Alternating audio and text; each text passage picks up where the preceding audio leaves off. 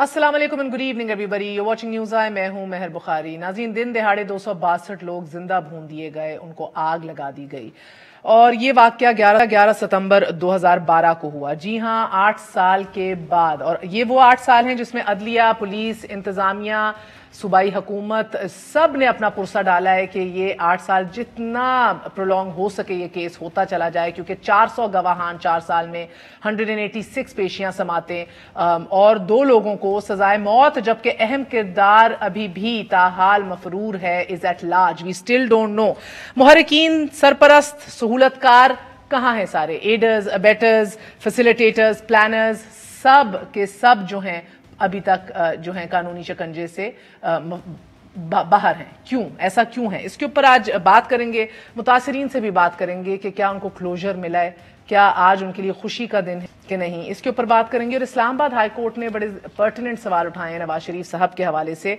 और वो ये कि यहाँ एक सजा याफ्ता को बैरून मुल्क भिजवाने से कबल इजाजत तो दरकिनार आगाह तक नहीं किया जाता। ये गिला किया इस्लामाबाद हाई कोर्ट ने। इस्लामाबाद हाई कोर्ट से नवाज शरीफ साहब को जमानत मिली थी और उसके बाद ECL से नाम हटवाने के लिए वो लाहौर हाई कोर्ट गए थे। जुरिस्डिक्शंस मुख्तलिफ हैं, इसका मतलब क्या है? इसको फॉरम शॉपिंग क्यों कहते हैं? एतजाज एहसन साहब ने इस पर रोशनी डाली 2 हफ्ते कबल, और एग्जैक्टली वो याद सब कुछ हो रहा है। एक दफा मुलायजा कीजिए। फॉरम शॉपिंग क्या है कि जमानत इस्लामाबाद कोर्ट से ली है और ECL से नाम लाहौर हाई कोर्ट से निकाला है। जो जमानत ली है लाहौर हाई कोर्ट से, उसके तहत वो मुल्क से बाहर नहीं जा सकती बगैर इस्लामाबाद हाई कोर्ट की इजाजत के। जिससे जमानत ली है, आप ज्यूरिसडिक्शन ऑफ द कोर्ट से बाहर नहीं जा सकते। तो वो एक अलहदा एक जुर्म है जो इन्होंने किया है। लेकिन लाहौर हाई कोर्ट से जाके इन्होंने ECL ले लिया है। अब आपस में हाई कोर्ट टकराएंगे तो नहीं, आपस में टकराएंगे नहीं, बिल्कुल। ये कमेटी ऑफ जजेस का प्रिंसिपल है। पर ये तो इस्लामाबाद हाई कोर्ट पूछेगा ना, भाई साहब आप मुल्क छोड़ के क्यों गए? वो कहेंगे हमें लाहौर हाई कोर्ट ने इजाजत दी। वो आप कहेंगे कि लाहौर हाई कोर्ट ने दे दी, बड़ा अच्छा किया, लेकिन जमानत तो आपने हमें दी थी। हमारी ज्यूरिसडिक्शन से बाहर आप किस तरह गए? या उनकी ज्यूरिसडिक्शन हमारे हाई कोर्ट की सारे पाकिस्तान पे होती है, तो पाकिस्तान में देखिए मूव अराउंड, इससे बाहर किस तरह आप चले गए? तो टेरिटोरियल ज्यूरिसडिक्शन से बाहर जाना एक जमानती का महज इसलिए कि किसी और अदालत ने उसका ECL से नाम हटा दिया है, ये भी जुर्म है। ये असल में मामू बना के निकल गए हैं। किसने किसको मामू बनाया, आज ये डिस्कस करेंगे, क्योंकि बरतानिया ने आज तक जिला वतनों को कभी वापस हवाले तो किया नहीं। इस केस में क्यों करेगा? आपने बल्दिया फैक्ट्री का हमने आपको आज बताया। अल्ताफ हुसैन के ऊपर 22 अगस्त की तकरीर ही नहीं जिसमें वो मुल्क तोड़ने की बात करते हैं, कत्ल के इल्जाम है, BCO उनके पर FIRs हैं, आज तक उनको हम वापस नहीं ला सके। नवाज शरीफ के हवाले से अभी हम ये बात कर रहे हैं, कैसे मुमकिन है? मगर सबसे पहले ये भोला या चढ़िया इधर ही हमारा काम मुकम्मल हो जाएगा, या हम लोगों को पहुंचना है उस मास्टरमाइंड तक कि जिसने इस कत्ल के या इस पहले भत्ते के और फिर कत्ल के और इस आग के अहकामात जारी किए थे? क्योंकि जिस मुनज्जम तंजीम को MQ हम कहते थे, जिस चेन ऑफ कमांड को वो फॉलो करती थी, हमारी बेहिस याददाश्त जो है वो इतनी भी कमजोर नहीं कि हम उसको याद ना रख सकें कि किस तरह यूनिट से सेक्टर इंचार्ज और फिर 90 रिपोर्टिंग होती थी, कितना तगड़ा था तब का गवर्नर MQM का। We last all that and more because वो आज हैं इत्तेहादी इस हुकूमत के। So without further ado, Aamir Liaquat साहब आपको खुशामदीद कहती हूँ। मेंबर कौमी असेंबली हैं, तहरीक इंसाफ से ताल्लुक रखते हैं, हमारे साथ मौजूद हैं। दानियाल चौधरी साहब PMLN की जानिब से, शर्मिला फारूकी साहिबा पीपल्स पार्टी की नुमाइंदगी करेंगी, last but never the least मजहर अब्बास हमारे साथ मौजूद हैं, सीनियर सहाफी हैं। सबका बहुत बहुत शुक्रिया। आमिर लियाकत साहब आपसे आगाज करूंगी, फरमाइएगा कि 8 साल बाद ये नोहा इस सिस्टम का चार्जशीट है इंतजामिया पे, सिंध पुलिस पे, हुकूमत के ऊपर, अदलिया के ऊपर, इसको इस तरह देखा जाए या अब एज अ क्लोजर देखा जाए कि let's move on? No let's move on. Actually ये कोई इंसाफ नहीं। 8 बरस के बाद सेशन कोर्ट एक फ़ैसला सुनाता है। 8 बरस तो सेशन कोर्ट में लग गए मेहर। अब इसके बाद अगर अपील होती है तो फिर हाई कोर्ट है, फिर उसके बाद अपील होती है तो सुप्रीम कोर्ट है। तो इंसाफ कहाँ मिला लोगों को? और ये इंसाफ का जो निज़ाम है उसकी ये एक ऐसी ख़राबी है कि जिसमें भोले और चरिए और कनकटे तो चढ़ जाते हैं, सियाने बच जाते हैं। हमने बचपन में एक कहानी सुनी थी, कौवा, सियाना कौवा। وہ کوا کیا کرتا تھا, وہ کنکریاں ڈالتا تھا اور پانی اوپر آ جاتا تھا, پانی پی لیتا تھا. تو اس بار بھی کوا پانی پی گیا اور کنکریاں ڈال کے کوا بچ گیا. لیکن جو سیانے جتنے کوے تھے وہ خوشی منا رہے ہیں, کہہ رہے ہیں الحمدللہ ہم آج باعزت بری ہو گئے. الحمدللہ تو آپ کو اس وقت بھی کہنا چاہیے تھا جب آپ الیکشن لڑ رہے تھے تب بھی آپ بری تھے.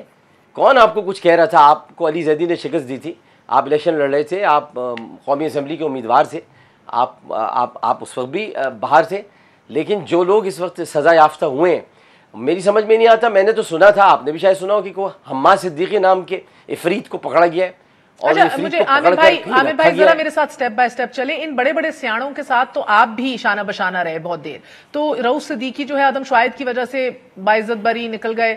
یہ باقی جو ہم کہتے ہیں نا مرکزی ملزم تاحال مفرور ہے, حماد صدیقی کے بارے میں آپ کیا جانتے ہیں؟ دیکھیے, حماد صدیقی کے بارے میں جانتا ہوں کہ حماد صدیقی بالکل شریف آدمی نہیں ہے.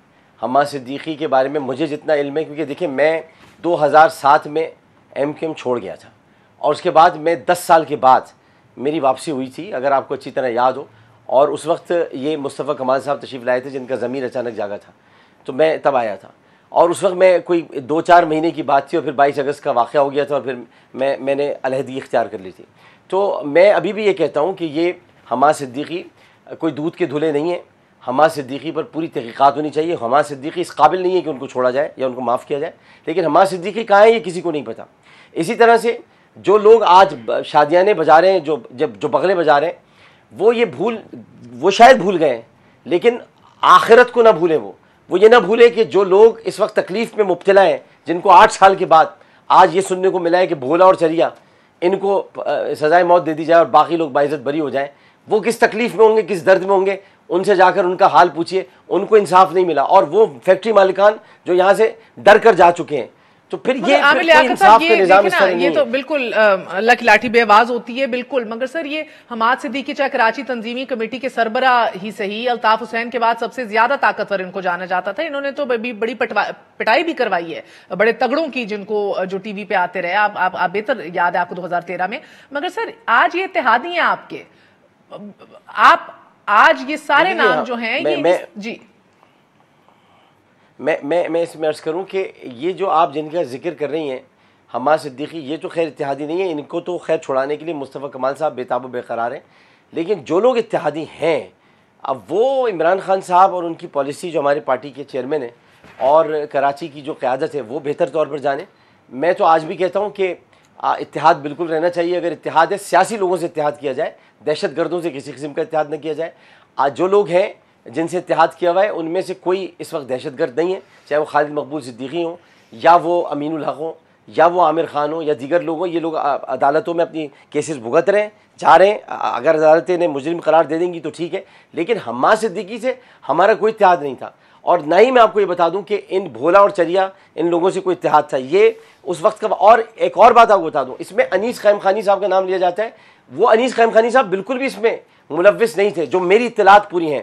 یہ جن لوگوں کو چھوڑا گیا ہے وہ ان کو ذرا دیکھنا پڑے گا کہ یہ جو آج الحمدللہ کہہ رہے ہیں اور بہت شکر اور بہت بغلے بجا رہے ہیں, کیا یہ آگے جا کر بھی عدالتوں میں چھوٹ جائیں گے, اور کیا آنسو پج جائیں گے بلدیہ ٹاؤن کے سانے کے جو لوائقین ہیں ان کے؟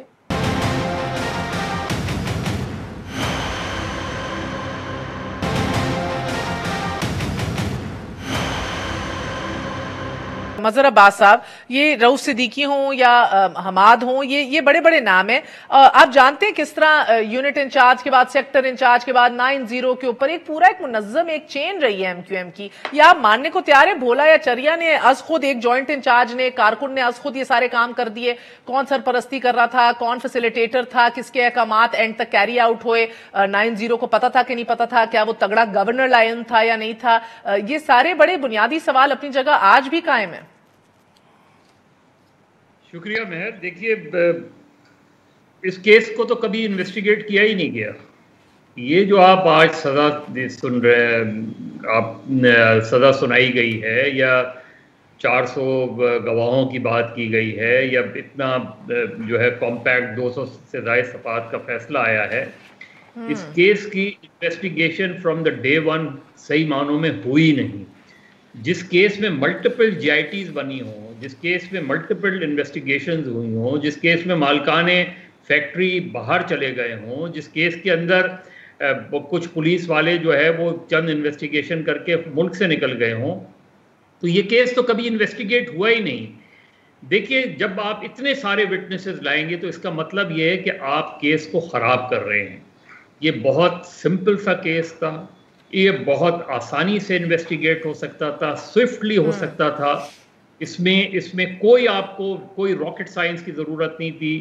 آپ نے کیمیکل ایگزامن کیا، آپ نے ان باڈیز کو ایگزامن کیا، آپ نے ان لوگوں کو جن کو گرفتار کیا گیا ان کو انویسٹیگیٹ کیا۔ آپ نے کبھی بھی جب یہ اسٹیبلش کر لیا آپ نے شروع میں ہی کہ یہ بھتے کا معاملہ تھا، اتنا مالکان نے آپ کے بقول مالکان نے یہ کہہ دیا تھا کہ جی 25 کروڑ بھتہ مانگا گیا تھا اور 25 کروڑ ہم نے نہیں دیا تو یہ آگ لگا دی گئی، تو وہ کیریکٹرز تو آپ کے سامنے تھے، وہ پوری پارٹی آپ کے سامنے تھی۔ اگر وہ پارٹی پوری انگیج تھی، انوالو تھی، کیونکہ ایم کیو ایم کا جو اسٹائل آف پالیٹکس رہا ہے، اور عامر لیاقت صاحب مجھ سے زیادہ بہتر جانتے ہیں، اس میں یہ ممکن نہیں ہے کہ اتنا بڑا آپریشن اگر ان لوگوں نے کیا تو without the approval of the top leadership نہ ہوا ہو، ان کی کنسرن کے بغیر یہ ممکن نہیں ہے کہ بات درست کر رہے ہیں، جو یونٹ ادھر سے اوپر ہو سکے۔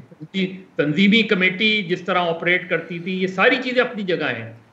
مجھے تو خدشہ یہ ہے کہ یہ کیس اپیل کے مرحلے میں یہ جن کو سزائیں ہوئی ہیں یہ بھی کہیں بری نہ ہو جائیں یا ان کی سزائیں کم نہ ہو جائیں، کیونکہ اس میں آپ جب ماسٹر مائنڈ کو ہی نہیں پکڑ رہے، آپ نے اس پہلو کو انویسٹیگیٹ ہی نہیں کیا کہ اگر یہ آرڈرز آئے تھے تو کس کے آئے تھے، اس سائٹ پہ گئے نہیں آپ تو پیورلی آپ نے کچھ لوگوں کو پکڑا جو ایگزیکیوٹرز تھے آپ کے بقول، جو ادھر کام کرتے تھے، ان میں سے 2 لوگوں کو آپ نے سزائے موت دے دی، 4 کو سہولت کاری میں جو فیکٹری کے اندر کام کر رہے تھے ان کو آپ نے عمر قید دے دی۔ اللہ خیر صلی اللہ۔ اس میں یہ سوال اپنی جگہ موجود ہے کہ اس وقت بھی گورنمنٹ نے جس طرح اس کیس کو انویسٹیگیٹ کیا، پاکستان کی تاریخ کا بدترین واقعہ، پاکستان کی تاریخ کی بدترین دہشت گردی، جس میں 260 لوگ زندہ جلا دیے گئے ہوں، اور اس میں اس گورنمنٹ کی اس وقت کی گورنمنٹ کی ایپیتھی دیکھیں آپ کہ اس کو جس طریقے سے ڈیل کیا گیا، جس طریقے سے ہینڈل کیا گیا، ایسے جیسے کوئی، میں نے تو خیر بے شمار واقعات دیکھے ہیں علی گڑھ۔ وہ شرمیلا فاروقی سے بھی پوچھتے ہیں کہ نہیں سر بالکل ایبسولوٹلی کہ انیشل پروب جو ہے وہ سندھ پولیس کی طرف سے بھی کہا جا رہا ہے ٹیمپر ہوا ہے، it was wrong to begin with, but before I get to that ہمارے ساتھ حیدر عباس رضوی صاحب بھی موجود ہیں ٹیلی فون لائن پہ، ایم کیو ایم کے سینئر رہنما رہ چکے ہیں، was very much in power and around when this happened. Abbas sahab بہت بہت شکریہ رضوی صاحب ہمارا ساتھ دینے کا۔ سر، حماد صدیقی کراچی تنظیمی کمیٹی کے سربراہ رہ چکے ہیں، بڑے تگڑے آدمی تھے، بہت سے لوگوں کے قریب، الطاف حسین صاحب کے بعد سب سے زیادہ طاقتور بھی کہا جا سکتا ہے۔ جے آئی ٹی کی رپورٹ میں کہا گیا ہے کہ تحقیقات کے دوران ملزم رضوان قریشی نے انکشافات کیے کہ اگست 2012 میں حماد صدیقی نے اپنے فرنٹ مین رحمان بھولا کے ذریعے علی انٹرپرائزز کے مالک سے 20 کروڑ روپے بھتہ مانگا، اور حماد صدیقی سے یہ ساری ڈیٹیل جو ہے منظر عام پر آ چکی ہیں۔ کیا آپ نے ایم کیو ایم نے کبھی یہ پوچھا، اس کے اوپر تحقیق از خود کی؟ جی بہت بہت شکریہ مہر کہ آپ نے مجھے یہ موقع دیا۔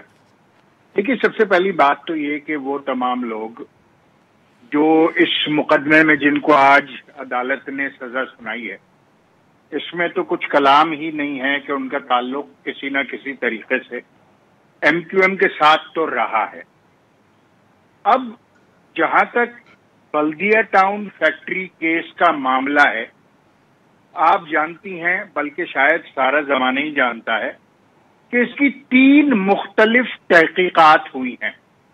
ایک اس وقت 2012 میں سندھ پولیس نے کی تھی، اس نے جی آئی ٹی بنائی تھی، پھر ایک جوڈیشل کمیشن بنا تھا، اس نے جی آئی ٹی بنائی تھی، پھر ایک تیسرا اور آخری جو ہوا وہ ایف آئی اے نے ایک جی آئی ٹی بنائی، اور 2015-16 کے درمیان جو موجودہ فیصلہ آیا عدالت سے وہ اس جی آئی ٹی کی بنیاد پر آیا۔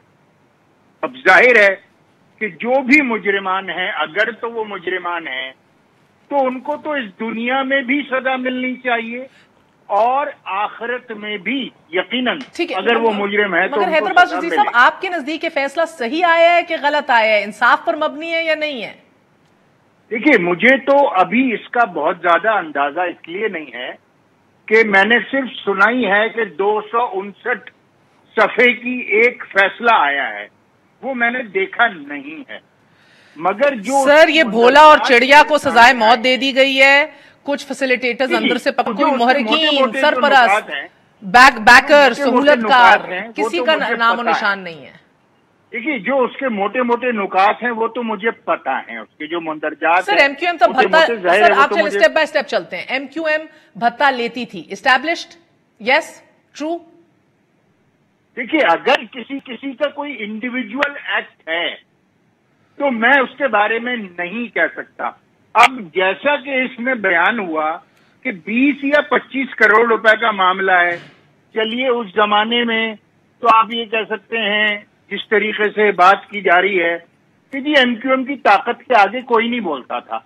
اب تو سبھی بولیں گے نا مہر, ایف پی سی سی آئی ہے, کاٹی ہے, Karachi association, chamber of commerce ہے. فیصل سبزواری صاحب بھی اعتراف کر رہے ہیں آپ ہی کی جماعت کے تھے, اتنا کچھ کھل کے سامنے آ گیا جے آئی ٹیز کے اندر انکشافات, گواہان, بیانات. اس حوالے سے تو کسی سے بھی بات کر لیں کہ کیا اتنی بڑی اماؤنٹ پر کوئی باتیں کبھی کسی اب پوچھ لیں. یہی تو مسئلہ ہے. اس کو ذرا وسیع تناظر میں دیکھیں تو وہ یہ کہہ رہے ہیں کہ اگر انڈیویجولی یہ کام ہوتے تھے تو ہمیں نہیں پتا, اگر اجتماعی طور پر یہ تھا تو یہ یقیناً پتا ہوتا, لیکن یہ حقیقت ہے کہ انڈیویجولی بہت سارے لوگ کرتے تھے. اس میں بھی ظاہر ہے ساتھی تھا, یہ میرے ساتھی ہیں, اور اس وقت یہ انڈیویجولی چیزیں ہوتی تھی, کوئی اجتماعی طور پہ تھوڑی ہوتی تھی کہ یہ سب مل کر کر رہے ہیں اور یہ سب چیزیں ہو رہی ہیں. تو اس لحاظ سے حیدر رضوی صحیح کہہ رہے ہیں. سر آپ کہہ رہے ہیں کہ ایک سیکٹر انچارج کروڑوں کا بھتہ مانگ رہا تھا انڈیویجولی اور قائد کو پتہ نہیں تھا. کے ایک آدمی کا نام آیا پالیسی لیول پر, اس آدمی کا نام ہے رؤوف صدیقی, نہ جس کا لینا ایک نہ دینا دو, وہ منسٹر انڈسٹریز جس کا کوئی کنسرن نہیں ہے. پاکستان کی تاریخ میں پہلا سانحہ ہے جس پر منسٹر نے ریزائن کیا. نہ رؤوف صدیقی کا نام ایف آئی آر میں, نہ چالان میں, نہ ہی کسی کے بیان میں. وہ آدمی ریزائن کر کورٹ کی 200 پیشیاں اس نے بھگتی ہیں اور آج وہ بری ہو گیا.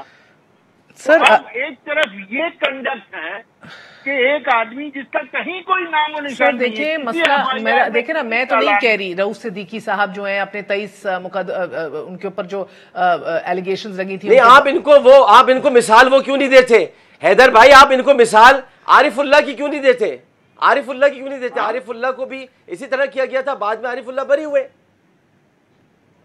حکیم سعید مرڈر. اچھا میں سر ایک وقفہ لے لوں, پھر حکیم سعید کے مرڈر کیس کا بھی بتائیے گا. سر مسئلہ کیس سے جو ٹیمپر اور خراب ہوتا ہے نا, اور 8 سال بعد بھی کوئی بڑا تگڑا بندہ نہیں پکڑا جاتا تو دل نہیں مانتا کہ ایک سیکٹر انچارج جو ہے یہ کروڑوں کے بھتے لے رہا تھا اور اس کا کوئی کچھ بگاڑ نہیں سکا اس کا, اور اوپر تک کسی کو کانوں کان خبر نہیں تھی. کیسے مان لیا جائے؟ ایک وقفے کے بعد حاضر ہوتے ہیں.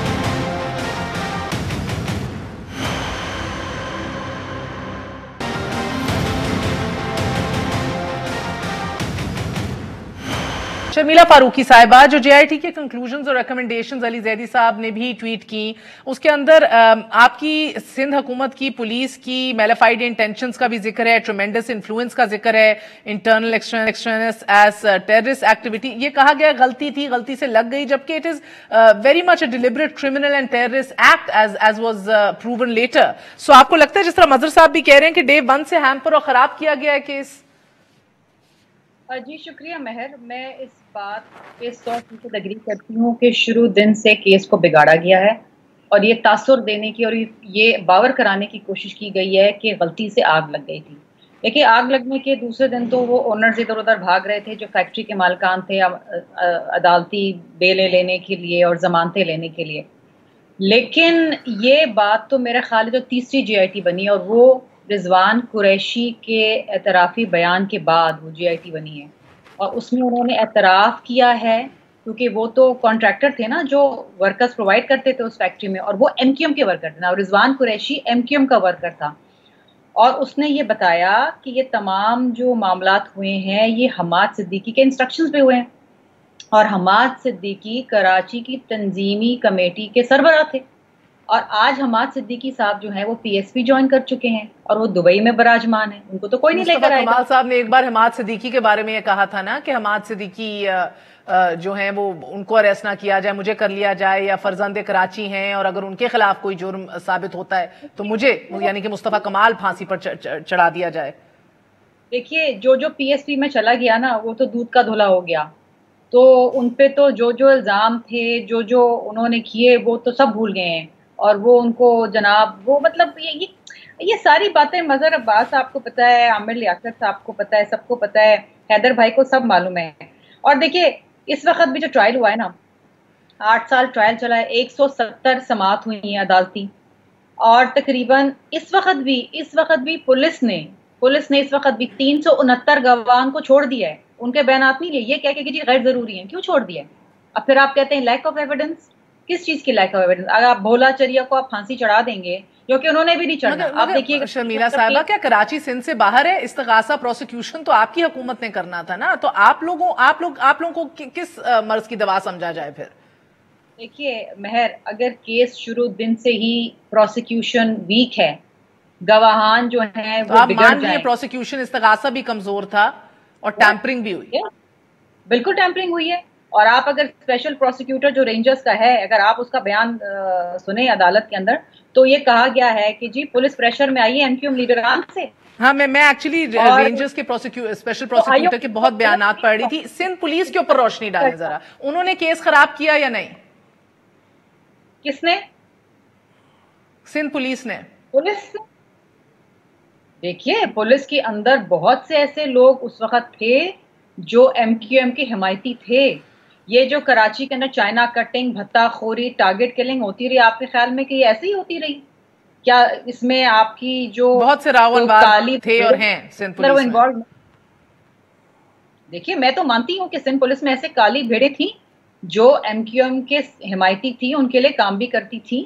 ٹھیک ہے، وہ بہت سے آگے جا کے مارے بھی گئے، پہلے ان کے حمایتی تھے پھر آگے جا کے مارے بھی گئے، لیکن دیکھیے نا یہ تو حقیقت ہے۔ اب یہ اگر آپ مجھے بیکاز میں تھوڑا سیاست پہ بھی آؤں گی تو I want to ask you quickly, کیا یہ دوستیاں ہیں، مصلحتیں ہیں، کیا مسئلہ ہے جو کھل کے ڈنکے کی چوٹ پہ نہ ایم کیو ایم مر گئی مگر ایم کیو ایم کی دہشت برقرار رہے، اس کے لوگوں کی دہشت برقرار ہے؟ کوئی نام لے کے نہیں کہہ سکتا کہ بھئی یہ فلاں فلاں فلاں جو ہیں اس کے اندر ڈائریکٹلی ملوث تھے۔ آپ دیکھیں نا رینجرز کا پروسیکیوٹر جو ہے وہ بھی کہہ رہے ہیں ایم کیو ایم لیڈر، بھائی نام بتائیں نا جو آئیو ہے، نام کیوں عامر بھائی، نام کیوں نہیں کوئی بتاتا؟ میں کس طرح آگے بڑھ جاؤں اسلام آباد ہائی کورٹ اور نواز شریف کے معاملے پہ، جدھر ہم ہر جگہ مصلحتوں کا شکار ہیں ہم اس ملک میں؟ کوئی چلا جائے، تنظیم ختم ہو جائے، اس کے لیڈر کو آپ نے کٹ آف کر دیا، بٹ یہ اسٹل وہ جی دیکھیں بات یہ ہے کہ شرمیلا فاروقی صاحبہ کی یہی باتیں اچھی لگتی ہیں اور ان کی عزت اور مزید کرنے کو جی چاہتا ہے کہ وہ کھل کر بیان کر رہی ہیں، بتا رہی ہیں کہ جو اس جگہ پر گیا، جس جگہ کا نام انہوں نے لیا ہے وہ دھل گیا، وہ پی ایس پی ہے، وہاں دھل گیا۔ وہیں پر کہا گیا تھا کہ حماد صدیقی میرا بچہ ہے، میرا بھائی ہے، تو نام لے تو رہے ہیں، اور کیسے نام لیں؟ حماد صدیقی کو لے کر آئیں، اور جو پی ایس پی میں چھپ کر بیٹھ گئے ان کو لے کر آئیں، باقی ہر چیز کا الزام ہے بھتے کو انفرادی فیل کہہ دیا نا عامر بھائی، تو دھچکا تو مجھے بھی لگا۔ میں نے اس لیے انفرادی کھیل کہا، میں بتا رہا ہوں میں نے کیوں کہا، میں اس لیے انفرادی کھیل کہا کہ دیکھیں آپ نے مجھ سے شروع میں پوچھا کہ میں خود اس پارٹی کا حصہ رہا ہوں، اور میں بڑا بنیادی حصہ رہا ہوں، یہ حیدر بھائی جانتے ہیں میں کہاں تک حصہ رہا ہوں۔ مجھے اچھی طرح معلوم ہے کہ انفرادی فیل کیا ہوتا ہے اور اجتماعی فیل کیا ہوتا ہے۔ بالکل یہ کام کسی کے اشارے پر ہی ہوا، اور میں نام آپ کو بتا رہا ہوں کہ اشارہ کون ہے، وہ حماد صدیقی تھا۔ حماد صدیقی اپنے طور پر بہت سارے کام کر رہا تھا، تو حماد صدیقی کو پکڑے نا، کس نے کہا کہ نہیں پکڑے؟ لیکن اگر آپ ہر چیز کا الزام یہ لگا دیں کہ جی یہ حیدر رضوی ہے یا عامر خان ہے یا خالد مقبول ہے یا فلاں لوگ ہیں، یہ لوگ نہیں ہیں، جو لوگ ہیں ان کو پکڑے نا بھائی۔ جی مظہر صاحب، ایکسٹریڈیشن تو بہرحال ٹریٹی حکومت نے ہی سائن کرنی ہے، چاہے دبئی سے پکڑنا ہو، لانے کے تو ارادے بہت لمبی فہرست ہے جس پہ صفحے اول پہ نواز شریف ہیں، مگر اس کے اوپر اگر آپ کچھ کہنا چاہیں میں دانیال صاحب کے پاس جاؤں گی۔ پھر پتہ نہیں مہر کہ وہ باہر ہیں یا اندر ہیں، کیونکہ ہمارے یہاں 2 سال لوگ اندر رہتے ہیں، پتہ نہیں چلتا کہ وہ اندر ہیں کہ باہر ہیں۔ دیکھیے یہ جو انویسٹیگیشن شروع ہونی چاہیے تھی نا، یہ مالکان فیکٹری سے شروع ہونی چاہیے تھی۔ سب سے پہلے گرفتاری ان کی ہونی چاہیے تھی. ان کو بہت ایزی طریقے سے باہر بھیج دیا گیا. انہوں نے بیان دے دیا, اب آپ نے اس بیان کی انویسٹیگیشن ہی نہیں کی, تحقیق ہی نہیں کی کہ وہ اس بیان کی. یہ آپ ویسے مماثلت دیکھ رہے ہیں, آپ مماثلت دیکھ رہے ہیں کہ ان کو آپ کہہ رہے ہیں بڑی آسانی سے باہر بھیج دیا گیا. آج اسلام آباد ہائی کورٹ ایگزیکٹلی یہی کہہ رہا تھا کہ کس طرح آپ نے بھیج دیا ایک مجرم کو باہر اتنی آسانی سے. دیکھیے یہ یہاں ہر دور میں مجرم اور تگڑے بآسانی باہر چلے جاتے ہیں اس ملک میں. کراچی کی تاریخ کا سب سے بڑا اسلحہ کا ذخیرہ پکڑا گیا تھا آج سے چند سال پہلے عزیز آباد سے. اس دن سے لے کے آج تک اس کی کوئی رپورٹ سامنے نہیں ہے. کس گورنمنٹ سے پوچھیں, چاہے آپ رینجر سے پوچھ لیں جنہوں نے وہ نمائش دکھائی تھی اسلحے کی, اور اتنا اسلحہ آج تک اس کے حوالے سے ایک رپورٹ, ایک پروگریس نہیں. تو یہاں قانون کی حکمرانی کچھ کے لیے اور ہوتی ہے, کچھ کے لیے اور ہوتی ہے. اس لیے مجھے خدشہ ہے کہ چونکہ اس کیس کے رضوان قریشی کا کیا اسٹیٹمنٹ تھا کہ میں نے سنا ہے, یعنی اس کی بلدیہ فیکٹری میں جے آئی ٹی نہیں ہوئی تھی, اس کی جے آئی ٹی کسی اور کیس میں.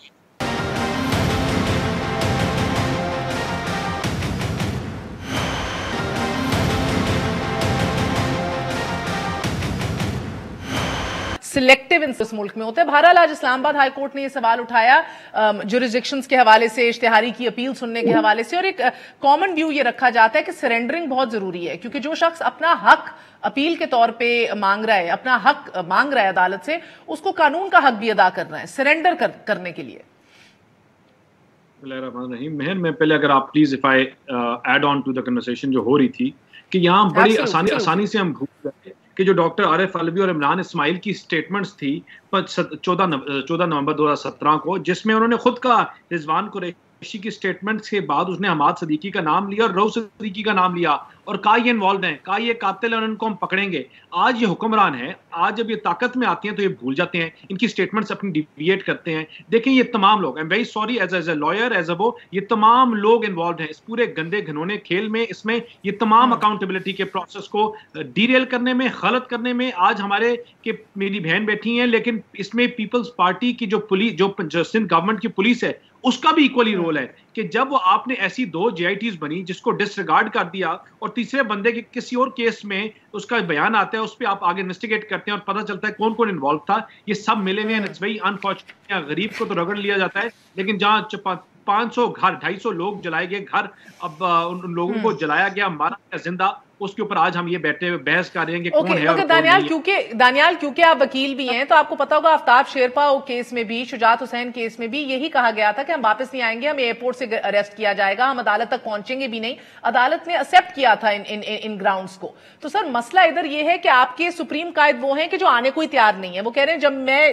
آنا چاہوں گا میں تب آؤں گا جب میری صحت یاب ہوں گا. So the problem here is right now کہ سر اب جب اپیل, اگین میں قانونی اس میں نہیں, میں سیاسی اینگل سے آپ سے پوچھ رہی ہوں, اپنے آپ کو سرنڈر کریں گے تو اپیل کا رائٹ بھی رکھیں گے, مجرم ہے اس سسٹم کے اندر. اب حکومت کو کہا جا رہا ہے, اور یہ کراس جورسڈکشن کے سوال اٹھے ہیں کہ موضوع فورم یا موضوع عدالت تو اسلام آباد ہائی کورٹ تھی جس نے ضمانت دی, ای سی ایل اور سیٹل کرنے کے لیے لاہور ہائی کورٹ چلے گئے. So these are lot of. جی دیکھیں کراس جورسڈکشن کا معاملہ اس لیے نہیں ہے کہ دیکھیں آپ نے سوال اٹھایا, قانون وہ اپنا سوال اٹھاتے ہیں, اور آپ کل ججمنٹ میں دیکھیں گے کہ انہوں نے سوال اٹھایا وہ اس لیے کیونکہ ان کو سزا ملی اسلام آباد یہاں نیب کورٹ میں. ان کو انیشل بھیجا گیا راول پنڈی اڈیالہ جیل میں, جہاں سے موو کیا گیا. جب اڈیالہ جیل میں ان کو بھیجا گیا تو ان کا قریبی جیل ان کا پڑتا تھا ان کا اسلام آباد ہائی کورٹ, اس لیے یہاں سے ان کو سزا ہوئی.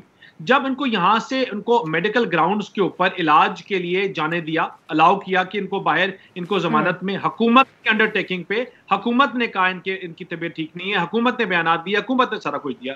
اس کے بعد سیکنڈ فیز میں جب یہ ساری چیزیں سامنے آئی تو اس کے بعد لاہور ہائی کورٹ میں کیونکہ وہ لاہور میں تھے اور ساری ٹیسٹ رپورٹس لاہور میں سے ہو رہی تھی, تو ایک اور ریٹ پٹیشن دی گئی, اور جس میں ان کو کہا گیا کہ ان کی صحت ٹھیک نہیں ہے اور ان کا علاج, اور ڈاکٹرز نے ایگری کیا کہ کیونکہ یہ جلا وطن تھے پہلے, جس ٹائم ان کا علاج ہوا جی کا, اور سارا ہارٹ کے مسائل تھے, تقریباً 25-30 اور مسئلے تھے, تو تب یہ برطانیہ میں تھے, تو ان کو باہر جانے کی, اپنے ڈاکٹرز کو کنسلٹ کرنے کے لیے اس کی اجازت دی جائے, اور ان کو اسلام آباد لاہور ہائی کورٹ نے حکومت کے بیانیے کے اوپر, حکومت کی اجازت کے اوپر, حکومت کی رپورٹ وہ تو آج اسلام آباد ہائی کورٹ نے بھی کہہ دیا نا حکومت کو اس کے اوپر. تو سر جس طرح آپ نے مشرف کو باہر بھیجا, ان لوگوں نے نام ہٹایا. سو اس کے اوپر ہم سب بڑے کلیئر ہیں, عدالتیں بھی بڑی کلیئر ہیں. ہاں میاں نواز شریف انڈر ٹیکنگ میں لے کے گئے تھے, اور وہ یہ تھی کہ آئی ول کم بیک ٹو پاکستان جب میرے ڈاکٹرز اور مجھے آبزرو کرنے والے لوگ کہیں گے I am fit to travel. اس میں رائل مالزن سر آبزرویشن کے اوپر بھی عدالت کہتی ہے نا کہ جب آپ ایک دن بھی آپ نے ہسپتال میں نہیں گزارا اور پھر کنسلٹنٹ اور آپ کے ڈاکٹرز جو ہیں وہ امریکہ میں بیٹھے ہوئے آپ کو خط لکھ کے دے رہے ہیں, تو یہ کس طرح کی آبزرویشنز ہیں؟ اور وہ کہ مجرمانہ غفلت ہے حکومت وقت کی کہ انہوں نے 8 مہینے پوچھا بھی نہیں, ہائی کمیشن کو الرٹ بھی نہیں کیا, بندہ بھی نہیں بھیجا. بٹ آپ لوگ بھی تو اس سے مکمل فائدہ اٹھاتے رہے ہیں نا, آپ کی قیادت. دیکھیں ہم نے 21 جون کو اپنی ایک رپورٹ جمع کرائی اور ابھی ریسنٹلی ایک اور رپورٹ جمع کرا دی. یہ حکومت کا کام تھا, وہاں کے فارن آفس کا کام تھا کہ جا کے رپورٹس کو ری چیک کرے اور میک شور کرے کہ قانون یہ رجسٹرارڈ آفس میں جمع ہو رہی تھی یا نہیں. رجسٹرارڈ آفس میں باقاعدگی سے میں نے آپ کو جو ڈیٹ بتائی اس میں جمع ہوئی, اور سیکنڈ رپورٹ ابھی ریسنٹلی جمع کرائی گئی. حکومت نے کوئی پروسیس فالو نہیں کیا. حکومت خالی یہ بتا دیں کہ انہوں نے کوئی رپورٹ سے ڈس ایگری کیا, انہوں نے کہا کہ وہ رپورٹس غلط تھی, انہوں نے کہا کہ میاں نواز شریف کی ڈیٹ پوری ہو رہی ہے تو آپ اپنے ٹیسٹ کیوں نہیں کہ انہوں نے کرونا کرتے ہیں جب پوچھتے ہیں, بٹ پوچھ لیتے ہیں. عامر بھائی بتائیے کہ آج عدالت نے کہا کہ ہم سزا یافتہ مجرم کی حوالگی کا آرڈر پاس نہیں کریں گے. آپ نے جانے کی اجازت دی, اب آپ ہی واپسی کے لیے اقدامات اٹھائیں. تو سر آپ کیا کریں گے؟ برطانیہ تو کبھی بھی جلا وطنوں کو واپس نہیں کرتا, کوئی ٹریٹی بھی ان کے ساتھ نہیں ہے. میں نے جس طرح شروع میں کہا, الطاف حسین کو آپ واپس نہیں لا سکے یا کوئی کام نہیں کر سکے, اسحاق ڈار کو نہیں لا سکے, آپ سلیمان شہباز کو نہیں لا سکے, تو نواز شریف کو کیسے لائیں گے؟ دیکھیے یہی سب سے بڑا افسوس ہے, اور پہلے دن سے میرا دکھ یہی تھا کہ آپ ان کو باہر بھیج رہے ہیں اور اس طرح سے بھیج رہے ہیں, اور آج یہ حالت ہے کہ ہم کھویا ہوا عابد تو تلاش کر نہیں پا رہے, تو بویا ہوا نواز کیسے اکھاڑ لیں گے؟ تو یہ ہمارے لیے بڑا مشکل ہے کہ جب کھویا ہوا عابد نہیں مل رہا تو بویا ہوا نواز. سر میں آپ سے ایک ریکویسٹ کر لوں سر, پولیٹیکل ایشوز اسائیڈ, ایک ریپسٹ کو ایک 3rd ٹائم پرائم منسٹر سے تو نہ اس کا کمپیریزن کریں سر. نہیں, میں موازنہ نہیں کر رہا, میں آپ نے اس کو سمجھا نہیں, میں موازنہ نہیں کر رہا, میں کر بھی نہیں سکتا, اس لیے کہ نواز شریف صاحب کا موازنہ میں کوئی ریپسٹ سے نہیں کر رہا. میں یہ بتا رہا ہوں کہ ہمارا جو ناکامی ہو رہی ہے کہ ہم ایک کھویا ہوا عابد ہے جو کھو گیا, ہم اس کو نہیں ڈھونڈ پا رہے ہیں.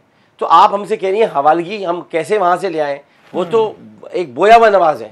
میں یہ موازنہ قطعاً نہیں ہے, یہ بات اصل میں یہ ہے کہ ہم جہاں جہاں ناکام ہوئے ہیں ہمیں اپنی ناکامیوں کا اعتراف کرنا چاہیے. اگر ہم اپنی ناکامی کا اعتراف نہیں کرتے اور اگر ہم یہ کہتے کہ نہیں ہم ہر چیز ہم نے صحیح کی ہے, تو ہم نے باہر کیوں جانے دیا؟ جب تک نواز شریف صاحب خود فیصلہ نہ کریں, آپ یہ مان رہے ہیں کہ آپ لوگ کچھ نہیں اکھاڑ سکتے کسی کا, ان کے ڈیفینس میں وہ بہت سے حوالے لے سکتے ہیں کہ مجھے تو ادھر انصاف ہی نہیں کر سکتے کچھ, اب باقی سارا ٹوپی ڈرامہ اور ریٹرک ہوگا.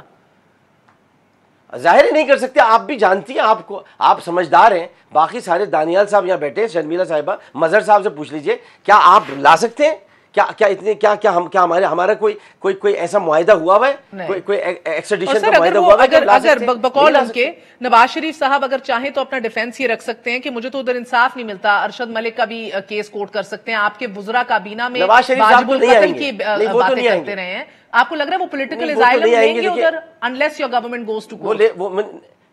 پولیٹیکل اسائلم تو ان کو لینے کی ضرورت نہیں ہے, کیونکہ وہ وہاں کاروبار کر سکتے ہیں, اس کاروبار کی بنیاد پر بہت سارے کام کر سکتے ہیں. لیکن جس انداز سے وہ کل خطاب کر رہے تھے اور جو ان کا انداز خطاب اور انداز تخاطب تھا, اس سے یہ ظاہر ہو رہا تھا وہ کہیں بیمار نہیں ہے, کسی قسم کو ان کو کوئی بیماری نہیں ہے, ان کی سانس تک نہیں پھول رہی تھی. اگر ان کو کارڈیک پرابلم ہے تو ان کی سانس بھی نہیں پھول رہی تھی, اور اگر ان کو کہیں پر بھی تھورسک ایشو ہے تو وہ بھی ان کا نظر نہیں آ رہا تھا. تو اسے لگ رہا ہے کہ وہ وہاں پر رہنے کے لیے تیار ہیں اور وہاں سے وہ بیٹھ کر اپنی تقریریں کرتے رہیں گے. تو ایک تو وہ بیمار ان کو نہ کہا جائے, پلیز ان کو بیمار نہ کہا. جس طرح آپ کو تکلیف ہوئی کہ میں کوئی موازنہ کر رہا ہوں, مجھے بھی تکلیف ہوتی ہے جب ان کو کوئی بیمار کہتا ہے. وہ قطعاً بیمار نہیں ہے, وہ صحت یاب ہیں, وہ تندرست ہیں, وہ آنا چاہے تو آ سکتے ہیں, لیکن وہ نہیں آئیں گے. سر ول دس لاسٹ ورڈ دانیال صاحب, will this affect آپ کی لوکل سیاست, آپ کی اپنی ادھر جماعت کے اندر بہت سے لوگ جو ہیں وہ نہیں ایڈہیر کرتے نواز شریف صاحب کے اینٹا اسٹیبلشمنٹ اور ٹکراؤ والے نظریات سے ابھی right now, including Ahsan Iqbal ہوں, شہباز شریف ہوں, ایک لمبی فہرست موجود ہے. سو وہ باہر سے بیٹھ کے پولیٹیکل اسائلم سیکھ کرتے ہوئے یہ جنگ لڑیں گے؟ میاں نواز شریف صاحب اپنی بیٹی کے ساتھ اس وقت پاکستان میں آئے جب ان کو پتا تھا ان کو اٹھا کے نیب کے اور اس کے کورٹ جیلوں میں ڈال دیا جائے گا. تب یہ اکاؤنٹیبلٹی فیس کرتے ہوئے اپنی وائف کو اور مریم اپنی والدہ کو چھوڑ کے بیمار حالت میں یہ تب سیاست کرتے ہیں. اور انشاءاللہ میاں نواز شریف پاکستان میں اکاؤنٹیبلٹی بھی فیس کریں گے. ہمیں اپنے اداروں کے اوپر اعتماد بھی ہے, اپنے کورٹس کے سسٹم کے اوپر بھی, اور جہاں کوئی کوتاہیاں اور کوئی ایسے سر یہ بات جو کر رہے ہیں عامر لیاقت صاحب کے 50 منٹ کی تقریر کی, ایک بار بھی نہیں کہا میں واپس کب آؤں گا, اور ایک بار بھی سانس نہیں پھولا. کو باہر پھینکے گا اور میاں نواز شریف واپس اس اکاؤنٹیبلٹی کو فیس بھی کریں گے اور پاکستان میں رہ کے کریں گے انشاءاللہ.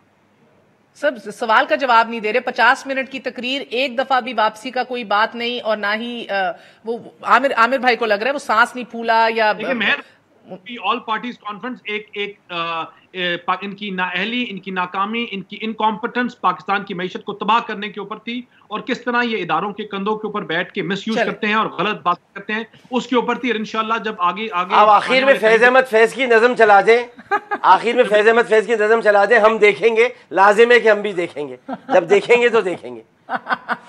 ٹھیک ہے مظہر صاحب, آپ کی اجازت ہے سر, دیکھیں گے, کل تک دیکھ لیں, کیونکہ چاقو چبند وہ لگ رہے تھے بہت سے لوگوں کو لگتا ہے, مگر واپس جی میاں صاحب کو صرف ایک فیصلہ کرنا چاہیے, چھوڑیں ڈاکٹرز کیا کہتے ہیں, چھوڑیں پاکستان میں کیا ہو رہا ہے. اس شعر کو یاد رکھنا چاہیے, جس شان سے وہ مقتل کو گیا وہ شان سلامت رہتی ہے. میاں نواز شریف کو آنا چاہیے, فوراً آنا چاہیے, ورنہ یہ پولیٹیکل نیریٹو نہیں دینا چاہیے, کیونکہ یہ چیز پھر میچ نہیں کرتی. کال آف فیل میں تضاد پایا جاتا ہے فرام دا فرنٹ. ایبسولوٹلی سر, بالکل. میرا وقت ختم ہو سر. بہت بہت شکریہ تمام تر مہمانوں کا. کون کس کے کندھے پہ چڑھ کے سیاست کرتا رہا ہے, اس کے اوپر ہم کل آپ کے لیے انشاءاللہ ایک روشنی ڈالیں گے. آج کے لیے اجازت دیجیے. گڈ نائٹ, اللہ حافظ.